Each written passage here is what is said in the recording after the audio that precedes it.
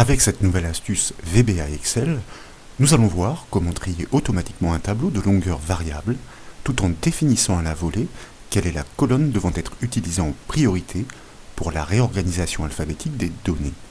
Et pour la mise en place de cette solution, nous suggérons d'appuyer l'étude sur un classeur hébergeant de riches données à réorganiser. Comme toujours, ce classeur est offert au téléchargement depuis le site bombache.fr. Nous retrouvons bien la base de données que nous évoquions. Elle s'étend de la colonne B à la colonne E sur plusieurs centaines de lignes, en commençant par la ligne 3 qui est la ligne de titre. De même, vous notez la présence d'un bouton nommé trier en haut à gauche de la feuille. Il est déjà associé à une procédure VBA vierge pour l'instant, bien sûr, et pour le constater, un raccourci clavier comme le Alt F11 permet de basculer dans l'éditeur VBA Excel entre les bornes de cette procédure. Pour débuter la construction du code VBA attaché, nous devons commencer par déclarer les variables qui permettront de stocker les coordonnées des cellules clés. Remarque importante au passage, nous allons coder cette macro dans la feuille de ce classeur. Mais il est important de comprendre, ou même dans un module de ce classeur, il est important donc de comprendre qu'elle pourrait très bien ou devrait être ajoutée au personal.xlsb, c'est-à-dire le modèle Excel, pour trier à l'avenir n'importe quel tableau de n'importe quel classeur depuis un bouton de ruban personnalisé.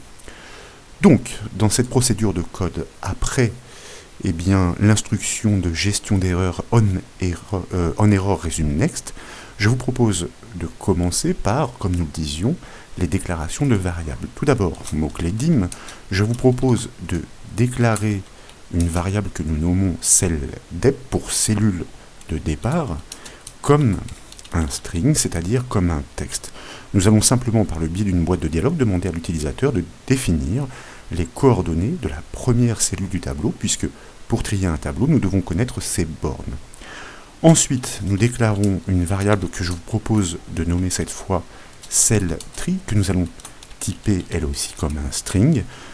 Avec une deuxième invite, nous allons demander à l'utilisateur de définir les coordonnées de la cellule de titre qui va désigner la colonne à utiliser en priorité pour la réorganisation alphabétique. Ensuite, nous allons déclarer des variables, alors on va dire avec des noms suffisamment explicites, ligne fin comme un entier classique, as integer, tout simplement puisque en raison de ces bornes à connaître, nous devons connaître et la ligne de fin et la colonne de fin, c'est-à-dire la ligne et la colonne pour la dernière cellule de ce tableau en bas à droite. C'est la raison pour laquelle, dans l'enchaînement, je vous propose de déclarer la variable colonne fin, que nous typons de la même façon, comme un entier on ne peut plus classique. Maintenant, nous devons communiquer, nous l'avons dit, avec l'utilisateur par le biais d'une boîte de dialogue spéciale. Un input box lui permet en effet de répondre grâce à une zone de saisie. Et dans ces zones de saisie, nous devons prélever les coordonnées de la première cellule du tableau et celle de la cellule de titre à utiliser comme colonne de tri, comme nous l'avons dit, donc d'où la déclaration des variables dédiées. C'est la raison pour laquelle, à la suite du code, je vous propose de commencer par l'affectation de la variable celldep, c'est-à-dire la cellule de départ, en appelant l'invite, c'est-à-dire la fonction inputBox pour cette boîte de dialogue avec zone de saisie. Nous allons en profiter pour afficher un message suffisamment indicatif à l'utilisateur, coordonnées de la première cellule du tableau, par exemple, entre guillemets, cela va de soi, car il s'agit d'un texte. Ensuite, nous tapons une virgule pour passer dans l'argument du titre que nous ignorons, et par contre, nous allons renseigner le troisième argument qui est facultatif, lui aussi, mais intéressant pour plus de confort d'ergonomie, c'est-à-dire que par défaut, lorsque cette boîte de dialogue va s'afficher, elle va inscrire les coordonnées B3 dans la zone de saisie. Si l'utilisateur accepte, il n'aura pas à saisir, il aura simplement à valider. Pour nous assurer que nous sommes bien en mesure de... alors il n'y a pas de égal ici, autant pour moi, de stocker ces informations saisies par l'utilisateur dans les variables, je vous propose que nous les affichions avec des MSGbox temporaires à l'écran. Et là, donc première cellule du tableau, nous allons concaténer cette information statique avec l'information dynamique vraisemblablement récoltée dans la variable celldep. Et maintenant, il est question effectivement de pouvoir récupérer les informations sur la cellule à utiliser comme clé de tri, c'est-à-dire la cellule de titre. Nous allons donc procéder désormais à l'affectation de la variable cellTree et nous allons demander quelles sont les coordonnées de la cellule à utiliser, de la cellule de titre pour être plus explicite, à utiliser pour le tri donc.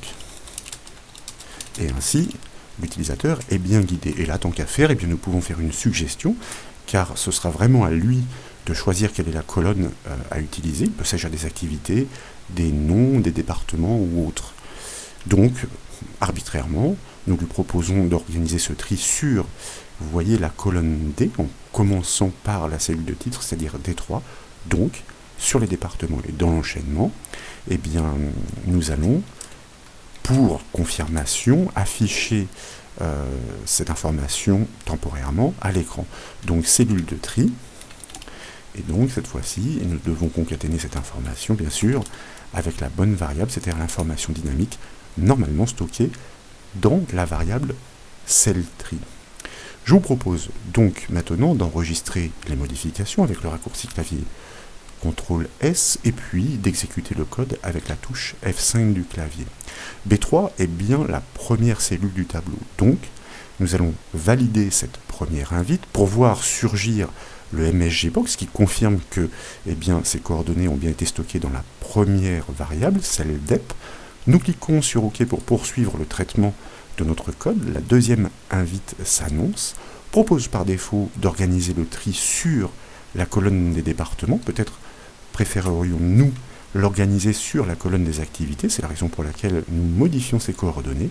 Et dans l'enchaînement, après validation, constatez effectivement que ces informations sont parfaitement restituées. Poursuivons.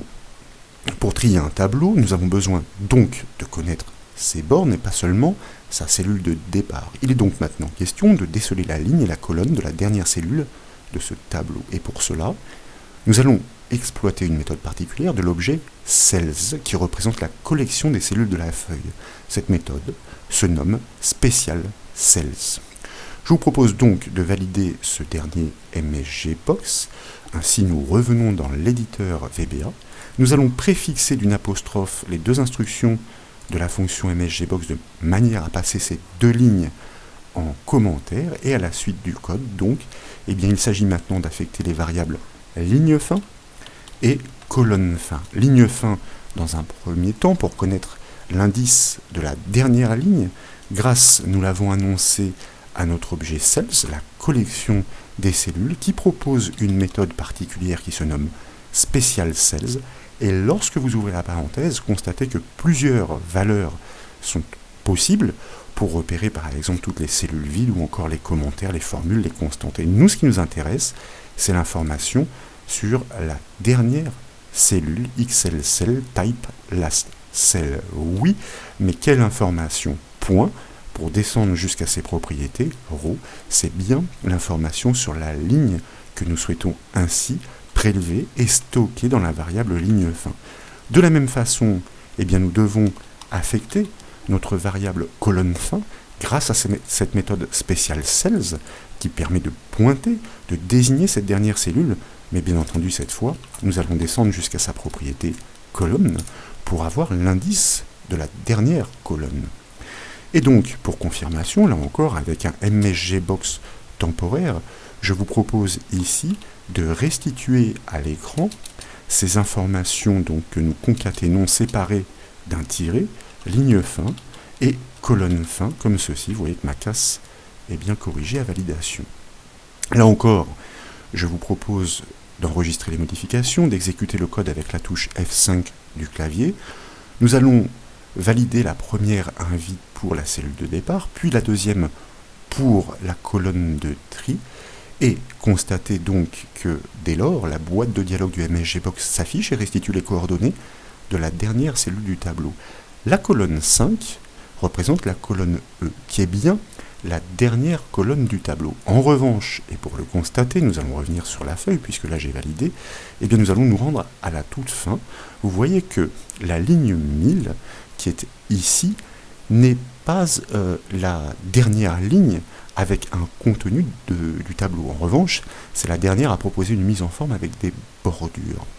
Et nous allons le voir, ce n'est pas un souci dans la mesure où le tri ne va pas considérer ces cellules vides.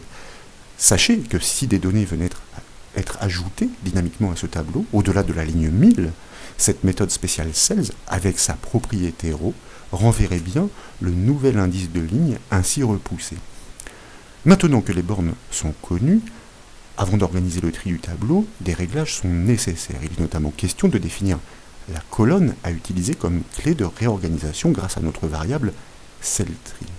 Sur cette colonne désignée par l'utilisateur, les informations seront triées alphabétiquement et les données attachées suivront. Donc il est question de revenir dans notre éditeur VBA et Excel. Là, je vous propose, comme précédemment, de passer le dernier MSGBox en commentaire avant de poursuivre.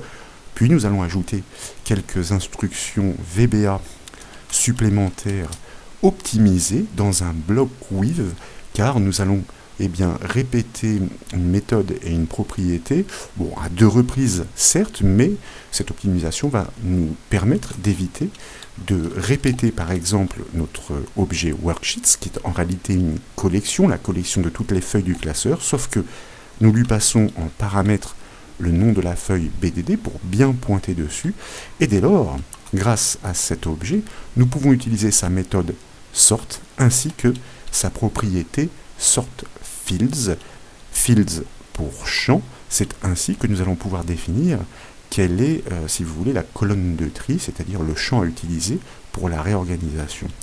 Avant d'implémenter ce bloc with, nous n'oublions pas de le borner, et tout d'abord, donc pour cette méthode sort et sa propriété sortField, nous allons utiliser une méthode enfant qui se nomme clear, de manière à effacer les potentiels précédents réglages d'organisation sur une colonne différente pour le tri et autres. Puis, nous allons utiliser sa méthode add de manière à pouvoir ajouter des informations sur les paramétrages pour ce tri. En l'occurrence, nous, ce qui nous intéresse, comme cette méthode propose de nombreux arguments, c'est la clé reconnue par cette valeur, key, 2 points égales pour l'atteindre directement, et afin de pouvoir l'implémenter. Et là, en l'occurrence, il s'agit de reconstruire à partir de cette cellule cellTree la colonne intégrale à utiliser pour le tri, c'est-à-dire de la première cellule dans cette colonne jusqu'à la dernière. Donc, nous exploitons notre objet range qui permet de reconstruire une plage de cellules en partant, ça nous le savons, de la première cellule de cette colonne définie par l'utilisateur cellTree, que nous allons concaténer avec le symbole de point pour annoncer la borne inférieure à suivre, donc de nouveau concaténation. Et là, nous ne la connaissons pas tout à fait. Nous connaissons la colonne que nous pouvons prélever grâce à la fonction VBA left à appliquer sur cette variable cellTree sur une longueur de 1 caractère. Comme vous le savez, la fonction left permet de prélever sur une chaîne de texte par la gauche sur un nombre de caractères indiqués. En gros, ici, nous conservons seulement le premier caractère. Si l'utilisateur définit la colonne D3 pour le tri, cette fonction left ne conserve que la lettre D, que nous allons concaténer avec la dernière ligne de ce tableau que nous connaissons bien grâce à notre variable ligne fin. Et là, nous venons de désigner dans cet objet range la plage complète, la colonne complète à utiliser pour le tri de ce tableau. Donc nous pouvons valider ces instructions de manière à les réorganiser et faire en sorte que le VBA, l'éditeur, puisse corriger la case que je n'avais pas respectée. Pour finir, nous allons de nouveau exploiter la méthode sort dans un bloc with afin d'organiser le tri sur l'intégralité des cellules du tableau dont nous connaissons les bornes, tout en excluant la ligne de titre qui doit rester en place, cela va de soi. C'est la raison pour laquelle ici, voyez-vous, je vous propose de prélever ce fragment d'instruction de ce bloc with, de passer à la suite du code pour pouvoir regrouper, ma foi, toutes les propriétés et méthodes que nous allons appliquer sur cette méthode sort de notre objet worksheets. Là, nous allons prendre soin, bien sûr, de borner tout de suite notre bloc with pour pouvoir commencer par définir, grâce à la méthode setRange, eh bien, quelle est l'étendue de la plage qui représente le tableau à trier, c'est-à-dire de la cellule de départ jusqu'à la cellule de fin. Pour cela, eh bien, comme précédemment, nous exploitons notre objet range. La cellule de départ, nous la connaissons, elle est stockée dans la variable celldep que nous concaténons avec le symbole de point pour annoncer la borne inférieure. Et là, comme nous connaissons la ligne de fin et la colonne de fin, nous pouvons passer ces valeurs en argument à notre objet cells, grâce donc à l'indice de ligne, le dernier, ligne fin, et notre indice de colonne, le dernier, colonne fin, et bien sûr, sur cet objet cells, pour pouvoir récupérer les coordonnées, donc sous forme de lettres et de chiffres, nous appliquons la propriété adresse. Nous fermons la parenthèse de notre objet range et nous validons notre ligne de code. Donc, grâce à cette méthode setRange, là, sur le tableau, nous venons de définir, en réalité, l'intégralité des cellules qui sont concernées pour le tri de ce tableau. Ensuite, nous le disions, la ligne de titre ne doit pas être concernée, elle doit rester en place. C'est la raison pour laquelle nous allons exploiter la propriété header et que nous allons régler sur le paramètre xls. Comprenez que nous indiquons que ce tableau comporte bien une ligne d'entête, donc que le VBA ne doit pas y toucher. Ensuite, nous allons exploiter la propriété orientation de manière à pouvoir organiser un tri croissant, donc grâce à la valeur xlTop to bottom que nous inscrivons. Donc ce sont des arguments, des valeurs d'arguments qui sont définis par l'aide en ligne de Microsoft. Et dès lors que tous les paramétrages sont définis, puisque nous connaissons maintenant la colonne de tri, l'intégralité des données à réorganiser, le fait que nous ayons défini l'orientation et la ligne de titre, il ne nous reste plus qu'à appliquer ce titre grâce à la méthode apply de cette manière-là, aussi simplement que cela. Je vous propose donc d'enregistrer les modifications, cette fois de revenir directement sur la feuille Excel pour pouvoir exécuter depuis cette dernière notre code en cliquant sur le bouton trier. Vous remarquez ici que pour l'instant il n'y a aucune organisation a priori. Nous validons la première invite car la première colonne du tableau est bien la colonne B3 et nous allons choisir, pourquoi pas, de réorganiser dans un premier temps donc sur la raison sociale, c'est-à-dire le nom de l'activité. Donc nous définissons de nouveau en colonne de tri, en clé de tri, la cellule B3. Et nous validons par OK. Et instantanément, constatez-le, vous remarquez que l'intégralité de la base de données a parfaitement été réorganisée, triée, croissante, mais sur la désignation, et bien sûr, tout le reste suit.